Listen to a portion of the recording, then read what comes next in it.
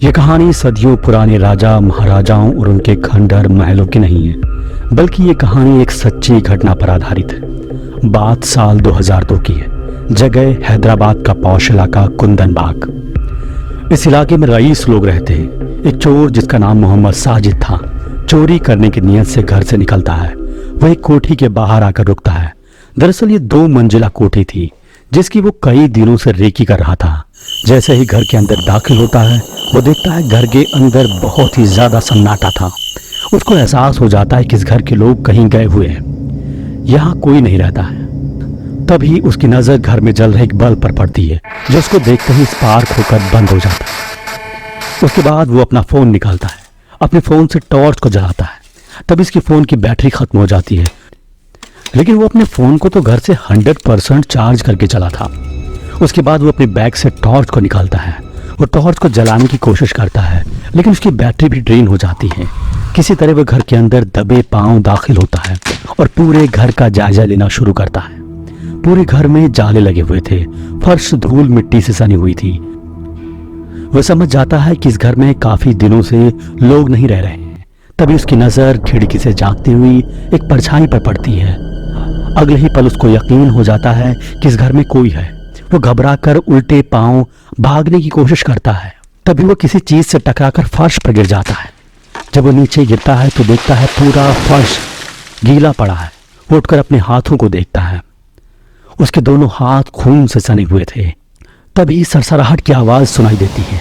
वो डरते हुए किसी तरह गेट के पास जाता है और गेट खोलता है। जब वो सामने का मंजर देखता है तो उसके पैरों के नीचे से जमीन खिसक जाती है। उसकी आंखों के सामने बेहद ही डरावना मंजर था। बेड पर 3 लाशें पड़ी थी। किसी तरह अपने आप को संभालता है, बदहवास घर से भागने की कोशिश करता है। घर पहुंचने के बाद वो काफी बेचैन हो जाता है। तभी उसको याद आया कि मेरी टॉर्च तो उसी घर में रह गई है। वो समझ गया कि अब उसे चोरी नहीं बल्कि मर्डर के इल्जाम में पकड़ा जाएगा।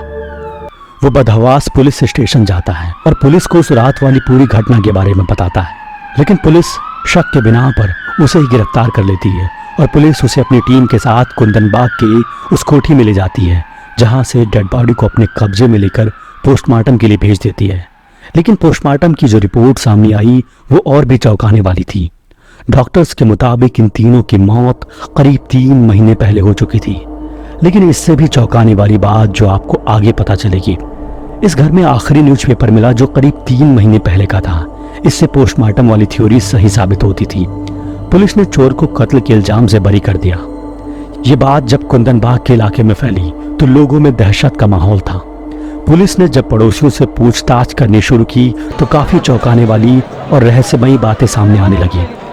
वहां के लोग ये मानने को तैयार ही नहीं थे कि उन लोगों की मौत 3 महीने पहले हुई थी। कुछ लोगों ने कहा हमने उन्हें परसों ही देखा है। कुछ लोगों ने कहा हमने इन्हें कल ही कूड़ा फेंकते हुए देखा है। किसी ने कहा हमने इन्हें पिछले हफ्ते ही देखा है। पड़ोसियों ने पुलिस को बताया कि इस घर में एक माँ और उनकी 2 बेटियां रहती थी। माँ का नाम जया प्रदा था। वो अजीब व गरीब हरकत किया करती थी। शाम को सूरज ढलने के बाद कैंडल लेकर अपनी दोनों बेटियों के साथ घर के चक्कर काटती थी। लोगों ने बताया कि उनकी बेटियां खून से भरी बोतलों से खेला करती थी। उनकी खिड़कियों में खून की बोतलें टंगी रहती थी। कुछ लोगों ने यह भी बताया कि जब कोई उनके घर पर जाने की कोशिश करता तो कुल्हाड़ी लेकर उनकी ओर दौड़ पड़ती थी। पुलिस का कहना है कि इस घर में रह रहे लोगों की मानसिक हालत ठीक नहीं थी। यही वजह थी कि महिला के पति काफी सालों पहले घर छोड़कर चले गए थे। पुलिस को घर से तंत्र विद्या, जादू टोना, पशु कंकाल आदि मिले थे, लेकिन पुलिस पड़ोसियों के बयान पर यकीन नहीं कर पा रही थी।